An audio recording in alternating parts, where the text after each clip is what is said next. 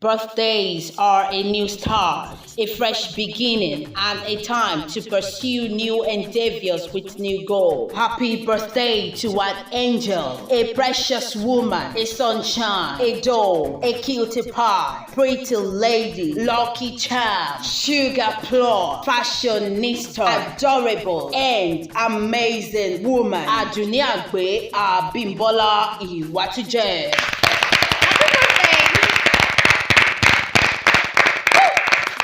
May God bless you today on your birthday and every day after. May you be comforted by God's presence in your life. May evil be far from you and God's protection surround you and your family. May the goodness and mercy of God keep following you all the days of your life. Ọmọ ìlérí àjọbọ òkú ọdún òkú ìyèdún àṣẹ ìṣàmọ́dún àṣàmọ́dúnṣẹ̀mí ó ti ṣètọ́dún yìí kó ṣètọ́dún tó ń bọ̀ nínú ọlá nínú owó nínú àìkú tí ń ṣe baálẹ̀ ọ̀rọ̀ Àdùnní Àgbẹ̀ Abímbọ́lá o Àyàkúnlé Ìwàtújẹ ọmọ Oyèníyì ọmọ Adétúnjí màmá Ìfẹ́olúwa màmá Ọlámilẹ́kan màmá Peter John ọmọ ọlọ́dún yẹra o ẹlẹ́yinjú ẹ̀gẹ́ o oníwà funfun onínú funfun obìnrin rọ̀gbọ̀dọ̀ àdọ́gbadélẹ̀ má kò síbì kan iwájú dára ẹ̀yìn ṣe rí oníwà tútù bí àdàbà ẹ̀yìn fúnjọwọ́ ẹ̀yìn mẹ́nugún o àṣẹ ìṣàmọ́dún láṣẹ Elédùmarè ọba ìrìn àjò ló wà kórìjọ òkèrè òkòdélé láṣẹ Elédùmarè ò wá ní bùrìbùrì kó fẹsẹ̀ kọ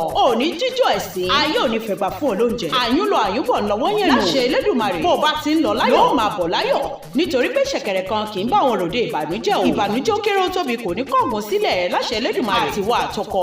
àtọmọ ẹ ní dohun àwátì láṣẹ Elédùmarè ọba ò wá ní fìrùn dúdú ṣòpó ìwọ náà ò ní dòkú ò ní dẹni àkọlẹ̀ láṣẹ Elédùmarè ọba ò wá ní tọ́nà wo sàárè ọmọ bó ti wù kó pẹ́ láyé tó àtẹ̀pẹ́ báyìí ohun lẹ̀sẹ̀ ń tẹ̀ ẹ̀ nà kó pẹ́ láyé o ojú ò sì ní ríbi òjòjò ò ní ṣòwò kó mọ́mà nájà kòkòkò lára ọ̀tá lè ò ní ṣàìsàn àìsàn ò ní ṣe ọ́ láṣẹ Elédùmarè ọba láwọn ọmọ ìlérí àjọbọ̀ ó yá jẹ́ kí n túnrẹ́ mú ọ̀rẹ́ ilé bàbá tó bí ọlọ́mọ èmi mọ̀dé àwọn bàbá rẹ̀ Esie ṣànílé onípínlẹ̀ Kwara ọmọ ìlérí àjọbọ̀ ọmọ ilé sì yá òwọ̀n ọmọ olódì ọmọ rẹ̀ ló tu Esie rẹ̀ ọmọ ìlérí àjọbọ̀ níjọ́ tí bàbá yìí kúrò lálẹ́dẹ̀ Ọ̀yọ́ lọ́jọ́ sí o wọ́n rìn títí o wọn ò rómi nígbà tí wọ́n rìn títí wọ́n débi tí Esie ti ń gégi sílẹ̀ níbẹ̀ gangan ni wọ́n ti rómi àkọ́kọ́ ńlẹ̀ bàbá tó bí ọlọ́mọ wọ́n bá tẹ̀dó síbẹ̀ wọ́n pe bẹ̀ ní Esie nítorí pé ibẹ̀ gan ni wọ́n ti rẹ́sì tí ń gégi sílẹ̀ níbẹ̀ ni wọ́n ti rómi àkọ́kọ́ wọn omi ẹ̀kejì tí ìran bàbá rẹ̀ rí lọ́jọ́ kìíní àná ni wọ́n pè lómi òṣòlò lé bàbá tó bí ọlọ́mọ omi dúdúdúdú ó dàbí omi aró ni o béèyàn ò bẹ̀rẹ̀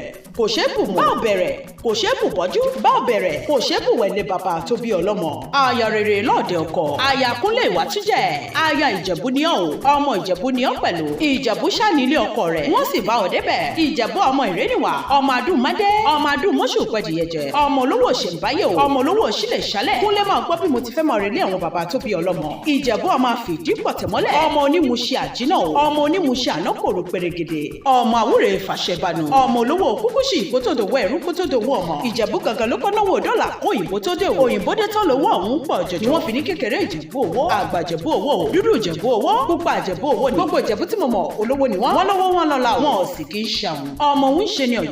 ọ̀yọ̀yọ̀mọ́yọ̀mọ́ torí pé òun ti ń ṣe ni ò lè pa ni òun onílé ló pe tiẹ̀ nílé òun ọlọ́nà ń pe tiẹ̀ lọ́nà òun Ìjẹ̀bú ló pe tiẹ̀ lójúde ọba Ìjẹ̀bú rẹ̀ ọmọ ìrénìwà àṣeyí ṣàmọ́dún o àṣàmọ́dún ṣẹ̀mí láṣẹ Elédùmarè ọba gbogbo ohun tẹ́ ẹ bá ti ń dáwọ́lé o á máa yọrí sí rere ni ẹ ò ní dòkú o ẹ ò sì ní dẹni àkọlẹ̀kù láṣẹ Elédùmarè ọba ilé yín á máa dùn sí ọkùnrin àjòjì obìnrin àjòjì kò wá ní dàárín yín rú láṣẹ Elédùmarè ọba ìrìn àjò lẹ́wà orí jẹ́ kéré òkúdélé o àmì àṣẹ Èdùmarè ẹ ò ní kú sọ́nà bí èéfí àṣeyí ṣàmọ́dún àṣàmọ́dún ṣẹ̀mí ìgbà ọdún kan ni ọmọ Elédùmarè lèmi ń jẹ́ o èmi ọmọ ṣẹ̀rú olóòní pẹ̀kun ọmọ àbùdán ṣòwò èmi ọmọ ìbẹ̀ fún ọ̀run fẹ́ lọ́lọ́ ọmọ àṣàwúrẹ́ fọ́lẹ̀ òjẹ́ o ọkùnrin ọ̀lẹ́ ò tán bọ̀rọ̀bọ̀rọ̀. Happy birthday, long life and prosperity.